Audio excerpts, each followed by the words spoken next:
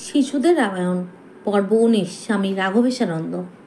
তারপর সুগ্রীব ও বিভীষণ কীভাবে সমুদ্র পার হওয়া যায় সে বিষয়ে লক্ষ্মণের সাথে আলোচনা করতে লাগলো এবং রাম কুশাসনে বসে সমুদ্রের দেবতা বরুণদেবকে রাস্তা করে দেওয়ার জন্য প্রার্থনা করতে লাগলেন।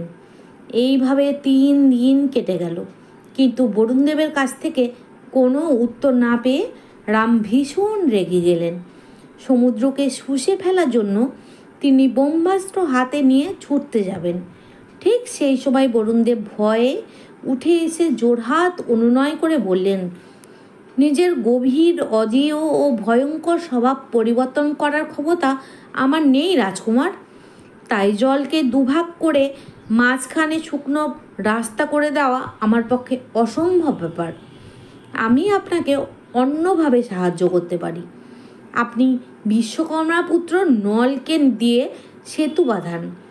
সেই সেতু যাতে না ভাঙে সেই জন্য আমি এখন থেকে স্থির হয়ে থাকব এবং হাঙর, কুমির প্রভৃতি জন্তুরা যাতে তার ক্ষতি না করে তাও দেখব। সঙ্গে সঙ্গে লক্ষ লক্ষ বানর প্রবল উৎসাহ নিয়ে সেতু বাঁধার কাজে লেগে গেল। তাদের মধ্যে কেউ জঙ্গলে গিয়ে গাছ উপড়ে নিয়ে এসে নলকে দিতে লাগলো, অন্য কেউ পাহাড়ের ওপর থেকে পাথর গড়িয়ে দিল, আবার কেউ সেগুলোকে বয়ে নিয়ে এসে নলকে দিতে লাগলো। এইসব কাজ করতে করতে আনন্দে কেউ লাফাতে লাগলো, কেউ নাচতে লাগলো, আবার কেউ গান গাইতে লাগলো।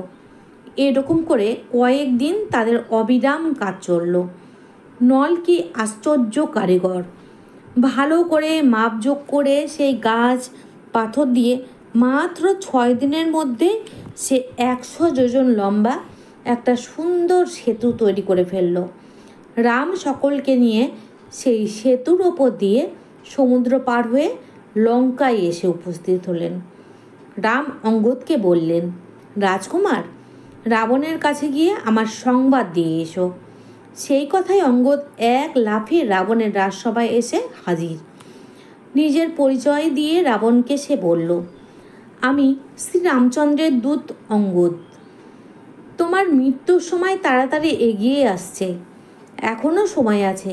সীতাকে রামের কাছে ফিরিয়ে দাও, আর তা না করে যদি যুদ্ধ করতে চাও তাহলে শীঘ্র বাইরে বেরিয়ে এসে যুদ্ধ করো। রাবণ রেগে গিয়ে ভীষণ গর্জন করে বলল, এই কে আছিস? বানরটাকে ধরে টুকরো টুকরো করে কেটে ফেল। সঙ্গে সঙ্গে 2 জন রাক্ষস এসে অঙ্গদকে জাপটে ধরল, আর অঙ্গদ ও রাক্ষস দুটোকে বগলে নিয়ে এক লাফে একটা বড় ঘরের ছাদে গিয়ে বসল। তারপর সে দুটোকে মাটিতে ছুঁড়ে ফেলে মেরে ফেলল। শীঘ্র সেই ঘরের ছাদ ভেঙে গিয়ে অঙ্গদ রামের কাছে ফিরে এলো। রাবণ ভাবল, যে করে হোক সীতাকে যদি সে একবার হাতে আনতে পারে তাহলে রামের মনে বড় আঘাত লাগবে, আর তিনি হতাশ হয়ে সীতাকে ত্যাগ করে ফিরে যাবেন। এই ভেবে সে বিদ্যুজীয় নামে এক জাদুকর রাক্ষসের কাছে গিয়ে তাকে দিয়ে ঠিক রামের মাথার মতো একটি নকল মাথা তৈরি করালো। দেখে কেউ বলতে পারে না যে সেটা রামের মাথা নয়, ঠিক যেন এইমাত্র কেটে আনা হয়েছে। সেই নকল মাথাটা সে একটা তরবারি হাতে নিয়ে রাবণ অশোক বনে সীতার কাছে এলো এবং সেগুলো তাকে দেখিয়ে দম্ভ করে বলল, এই দেখো তোর স্বামীর কাটা মুন্ডু, এই তরবারি দিয়ে তার মুন্ডুটা কেটে সোজা তোর কাছে এনেছি, তুই এখন আমারই হয়ে গিয়েছিস। এই বলে সে সেই কাটা মাথা ও তরবারি সীতার সামনে রেখে দিল। রাবণের কথা শুনে আর টাটকা রক্তমাখা সেই তরবারি ও কাটা মাথা দেখে সীতা আর্তনাদ করে অজ্ঞান হয়ে গেলেন। জ্ঞান ফিরলে দুঃখে তিনি কান্নায় ভেঙে পড়লেন। এমন সময় একজন দারোয়ান রাবণকে বলল যে তাকে এখনই রাজসভায় যেতে হবে, কারণ বিশেষ একটা জরুরি বিষয়ে তার সঙ্গে আলোচনা করবে বলে মন্ত্রী ও সেনাপতিরা সেখানে অপেক্ষা করছে।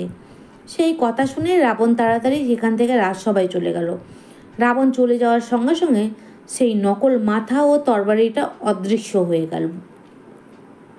রাবণের আদেশে বিভীষণের স্ত্রী সরমা সীতার কাছে থাকতো।